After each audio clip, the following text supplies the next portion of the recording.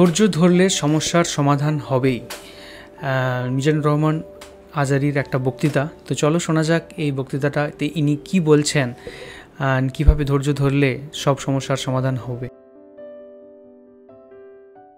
সকল ক্ষমতার উৎসকে কেউ যেটা পারে না পারে কে?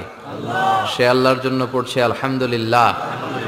আওয়াজ করে সবাই পড়েন রব্বানা লাকাল হামদ হামদান কাসীরান তাইয়িবান মুবারাকান ফীহি ইয়া রাব্বি লাকাল হামদু কামা ইয়ানবাগি লিজালালি ওয়াজহিকা ওয়া আযীমি সুলতানিকা। লাকাল হামদু বিল ঈমান, লাকাল হামদু বিল ইসলাম, লাকাল হামদু বিল কুরআন। আমরা প্রশংসা করলাম কার? জিকির করলাম কার? সব সময় প্রশংসা করতে হবে কার? প্রশংসা করলে খুশি হয় কে? আল্লাহর প্রশংসা করলে আল্লাহ খুশি হয়ে যায়, ঠিক কিনা? আর শয়তান বেজার হয়ে যায়। আমরা কার খুশি চাই? নাকি শয়তানের? শয়তান যত কষ্ট পায় তত আমরা খুশি। কথা বলেন। শয়তান এই পৃথিবীতে সবচেয়ে বেশি মাজলুল হয়েছিল, অপদস্থ অপমানিত হয়েছিল দুইটা দিনে। এক হচ্ছে বদরের দিনে সে সবচেয়ে বেশি অপমানিত হয়েছিল। বদরের ময়দানে যখন আকাশ থেকে ফেরেশতা বাহিনী মুসলমানদের সাপোর্ট করার জন্য একে একে নামছিল, তখন শয়তান নিজেকে সবচেয়ে বেশি অপমান বোধ করছিল। আর দ্বিতীয়ত শয়তান সবচেয়ে বেশি লাঞ্ছিত হয় যখন আরাফাতের ময়দানে আল্লাহ তাআলা লক্ষ লক্ষ বান্দাকে ক্ষমার ঘোষণা দেয়। সুবহানাল্লাহ কইবেন না? খায়রু আইয়ামিল আরদ, পৃথিবীর সবচাইতে শ্রেষ্ঠ দিন কোন দিন? আরাফার দিন। এই দিনে বান্দা কেঁদে কেঁদে আল্লাহর কাছে নিজের সবগুলো গুনাহ খাতার কথা ঘোষণা দেয় যে আল্লাহ আমি পাপী, আমার চেয়ে বড় পাপী নাই, এই পাপ ওই পাপ আমরা করেছি, একটার পর একটা পাপের ঘোষণা দেয়। আর আল্লাহ এত খুশি হতে থাকে, সব শেষে আরাফার দিনের সূর্য ডোবার আগেই আল্লাহ আরাফার ময়দানের হাজীদেরকে মাফ করার ঘোষণা দিয়ে দেয়। এই দুই দিন শয়তান নিজেকে সবচেয়ে বেশি অপমানিত ফিল করে, অপদস্থ ফিল করে। অনুরূপভাবে 365 দিনের প্রতিদিনই বান্দা যখন আল্লাহর কাছে ক্ষমা চায়, আল্লাহ তখন খুশি হয়ে যায়। সুবহানাল্লাহ পড়েন। আর শয়তান নারাজ হয়ে যায়। আমাদের মিশন হচ্ছে আমরা আল্লাহরে খুশি করতে চাই, আর শয়তানের বিরুদ্ধে আমাদের অবস্থান। চিল্লায় বলেন ঠিক কিনা? এজন্য সব সময় প্রশংসা করব কার? শুকর গুজার হব আল্লাহর জন্য, ঠিক কিনা? বিশ্বনবী বলতেন আল্লাহুম্মা জাআলনি সাবুরা ওয়া জাআলনি শাকুরা ওয়া জাআলনি ফি আইনি সগীরা ওয়া ফি আয়ুনিন নাসি কাবীরা। হে আল্লাহ, আপনি আমাদের ধৈর্যশীল বানান। আমাদের ধৈর্য নাই, অল্পে আমরা অস্থির। আছে না নাই? এই দেশের মানুষ খুব বেশি অস্থির, বাংলাদেশের মানুষ খুব বেশি অস্থির। আমি পৃথিবীর অনেক দেশে ঘুরেছি, সেখানে দেখেছি মানুষজন খুব ধীরস্থিরভাবে কাজ করতে পছন্দ করে। সুপার শপে যদি কিনতে যায়, they maintain the queue in super shop. Super শপে লম্বা লাইন, সবাই যে ওখানে ভদ্রভাবে দাঁড়ায়, একজনের পর একজন যাবে। টিকিট কাটতে যাবে, লম্বা লাইন, একজনের পর একজন দাঁড়ায়, একজন যাবে আরেকজন। তো ওখানে যদি কোনো বাঙালি থাকে তখন দেখা যায় তার অস্থিরতা। কেন সামনে এত লাইন, এত সময় লাগে কেন, আমি কখন পাবো, আমার কি হবে? অস্থিরতা আছে না নাই?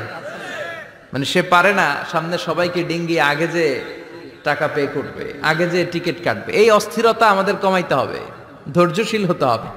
গোটা বিশ্বব্যাপী আমাদের এই বাংলাদেশের মানুষের এই বদনাম যে আমরা অস্থির প্রকৃতির, আমরা ঠান্ডা মাথায় ভাবি না।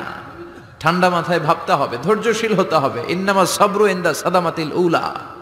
বিষ্ণু বলেছেন বিপদের প্রথম ধাক্কায় যে সবর ধারণ করতে পারে সেই তো সবুর।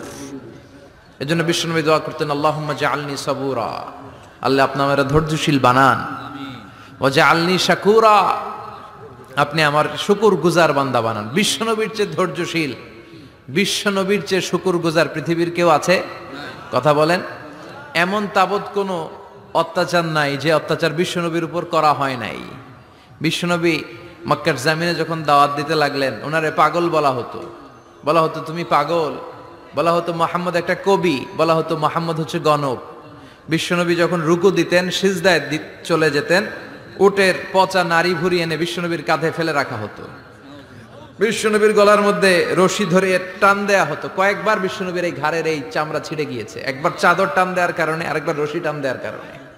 বিশ্বনবী কিছুই বলেন নাই, ক্ষমা করে দিয়েছেন।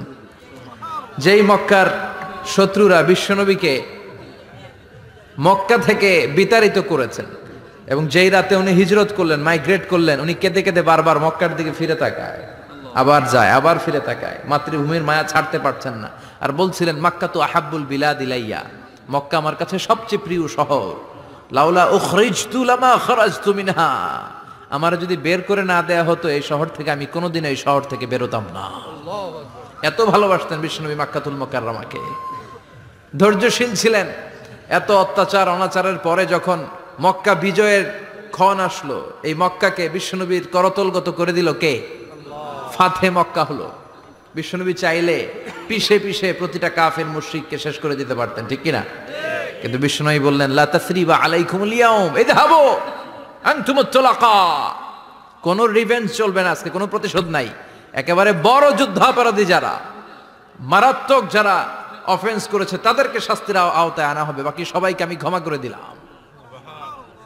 In the long history of the world there is no instance of magnanimity and forgiveness which was showed by our beloved prophet Muhammad when all of his enemies laid under his feet and he forgave them one and all. পৃথিবীর গোটা পৃথিবীর ইতিহাসে এরকম নজির কোথাও পাওয়া যায় না, যাকে এত অত্যাচার করে বিতাড়িত করা হয়েছে, নির্বাসন দেয়া হয়েছে, হিজরতে বাধ্য করা হয়েছে। তিনি যখন ওই শহরকে আবার বিজয় করলেন, কাউকে আঘাত করলেন না, আগুন জ্বালিয়ে শহরটাকে জ্বালিয়ে দিলেন না, ওদের বংশকে নির্বংশ করলেন না, বরং মুচকি হেসে উনি বললেন যাও ক্ষমা করে দিলাম। কি ধৈর্যশীল ছিলেন। আবার দোয়াও করতেন আল্লাহুম্মা জাআলনি সাবুরা, আল্লাহ আপনি আমার ধৈর্য বাড়ায় দেন। ওয়া জাআলনি শাকুরা, আপনি আমার শুকর গুজার বানান। ওয়া জাআলনি ফি আইনি সাগীরা, আল্লাহ আমার চোখে আপনি আমারে ছোট বানান। ওয়া ফি আয়ুনিন নাসি কাবীরা, আল্লাহ মানুষের চোখে আপনি আমারে বড় বানান। কি মানুষ ছিল, নিজের চোখে নিজে ছোট থাকতে চাইতেন। আমরা নিজের চোখে নিজের বড় মনে করি, এরকম ডাকাইত আছে না নাই? নিজেরাই নিজে মনে করে কত বড় সাহেব, লাট সাহেব।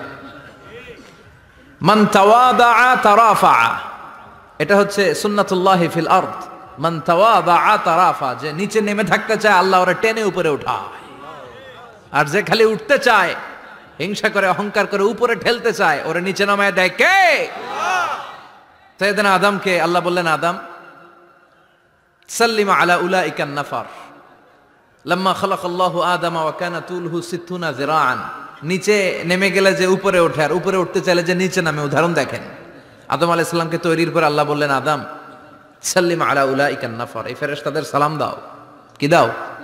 সালাম দাও। কোনো প্রশ্ন নাই, আল্লাহ সালাম দিব কেন? ফেরেশতারা আমারে দিব না কেন? আমি আগে দিমু কেন? কথা আছে কোনো? যেই সালাম দিলেন, সালাম দেওয়ার সাথে সাথে ওনার মর্যাদা বাড়িয়ে দিল কে? এত মর্যাদা বাড়ালেন যে নূরের ফেরেশতারা মাটির আদমকে সেজদা দিতে বাধ্য হয়েছে। চিৎকার করে বলেন ঠিক কিনা? তুমি মাটির আদমকে প্রথম সৃষ্টি করিয়া ঘোষণা করিয়া দিলে শ্রেষ্ঠ বলিয়া, তাই তো নূরের ফেরেশতা করে আদমকে সেজদা, সবার চেয়ে সম্মান দিলে মাটির আদমকে। আল্লাহু আল্লাহু পড়েন, আল্লাহু আল্লাহু তুমি জাল্লে জালালুহু, শেষ করা তো যায় না গে তোমার গুণগান। আল্লাহু আল্লাহু, সুবহানাল্লাহ পড়েন। কি সম্মান আল্লাহ বাড়াই দিলেন। আল্লাহ বললেন আদম আজকে থেকে তুমি আশরাফুল মাখলুকা, তুমি খলিফাতুল্লাহ ফিল আরদ, তুমি পৃথিবীতে আমার খলিফা, ভাইস জেরেন্ট অফ আল্লাহ। আল্লাহর খলিফা, আল্লাহর আহকামগুলো পালনের জন্য ভাইস জেরেন্ট। চুরি করলে হাত কেটে দাও, কার আইন? এই কাজ আদম তুমি দুনিয়াতে যেয়ে করবা। জিনা করলে ডেথ পেনাল্টি, হেড অফ, শিরচ্ছেদ করে দাও, কার আইন? খলিফা হিসেবে মানুষ এসে করবে। মানুষকে আল্লাহ আশরাফুল মাখলুকাত বানিয়ে দিলেন, নিচু হয়েছে বড় বানিয়ে দিলেন। আর শয়তানের অবস্থা কি? শয়তানকে আল্লাহ বললেন সেজদা দে আদমকে। শয়তান যুক্তি দাঁড় করিয়েছে, খালাকতাহু মিন তিন খালাকতানি মিন নার ওয়া খালাকতাহু মিন তিন। আল্লাহ আপনি আমারে বানাইছেন আগুন দিয়া। কি দিয়া? আগুনের ধর্ম উপরের দিকে ওঠে আর মাটির ধর্ম সে নিচে পড়ে থাকে, আমি কেন সেজদা দেব? শয়তানকে চিরকালের জন্য ইবলিস মালউন, অভিশপ্ত আর জাহান্নামী হিসেবে ঘোষণা দিয়ে দিল কে? এজন্য আপনি ছোট থাকতে চাইবেন, আপনারা বড় বানাবে কে? আর আপনি নিজে যদি বলেন আমি বড়, থাপ্পড় মেরে আপনারা নিচে নামাই দিবে কে? এজন্য বিশ্বনবী দোয়ায় বলতেন আল্লাহুম্মা জাআলনি সাবুরা ওয়াজআলনি শাকুরা ওয়াজআলনি ফি আইনি সাগীরা ওয়া ফি আয়ুনিন নাসি কাবীরা। ও আল্লাহ, আপনি আমারে ধৈর্যশীল বানান, আপনি আমারে শুকরগুজার বান্দা বানান, আমার চোখে আমারে আপনি ছোট বানান, মানুষের চোখে আপনি আমারে বড় বানান। সুবহানাল্লাহ পড়েন। এজন্য সবসময় শুকরগুজার থাকার চেষ্টা করতে হবে। রাজি আছেন তো? যে কোনো মুহূর্তে, যে কোনো পরিস্থিতিতে আমরা শুকরিয়া করব কার? চিল্লায় বলেন কার? আমরা যেন বেশি বেশি আল্লাহ তাআলার শুকরিয়া আদায় করতে পারি। আল্লাহ তুমি তৌফিক দাও। সবাই পড়ি আমিন। তো আমরা শুনলাম যে ধৈর্য ধরলে সমস্যার সমাধান হবে, মিজানুর রহমান আজেরির একটা লেকচার এবং ওয়াজ। তো তিনি খুব সুন্দরভাবে ওয়াজের মাধ্যমে এবং কোরআনের যে আয়াত তার মাধ্যমে, বিশ্বনবীর জীবনীর মাধ্যমে এবং আধুনিক যে মানুষের সভ্যতা সেই অনুযায়ী সকল মানুষকে কিন্তু একটা শিক্ষা দেন। তিনি এটাও কিন্তু বোঝালেন যে ধৈর্য থাকাটা কিন্তু কতটা জরুরি। আজকে বাঙালিরা বা আমরা যারা ভারতীয় উপমহাদেশের যে মানুষেরা এত বেশি অস্থির কেন? আমরা ধৈর্যভাবে লাইনে দাঁড়াতে পারি না কেন? আমরা ট্রেন আসলে কেন হুড়োহুড়ি করি, বাস আসলে কেন হুড়োহুড়ি করি? সেই জায়গাতে কেন আমরা শৃঙ্খলা পরায়ণটা হই না সব জায়গাতে? তো সব জায়গাতেই এভরিথিং, সব জায়গাতেই একটা ধৈর্য থাকাটা কিন্তু সবার আগে প্রয়োজন। অ্যান্ড এখানে আমরা আরও একটা শুনলাম যে বিশ্বনবী তিনি কত ধৈর্যশীল ছিলেন, তিনি কত দয়ালু ছিলেন একজন মানুষ। তো তার যদি আপনারা অনুপ্রাণিত হন তার জীবনী থেকে, তো সেক্ষেত্রে আমাদেরও উচিত বা আপনাদেরও উচিত, সকল মানুষেরও উচিত যে ভালো মানুষের থেকে ভালো জিনিসটা শিক্ষা লাভ করা এবং সেই জিনিসটা জীবনে অ্যাপ্লাই করা।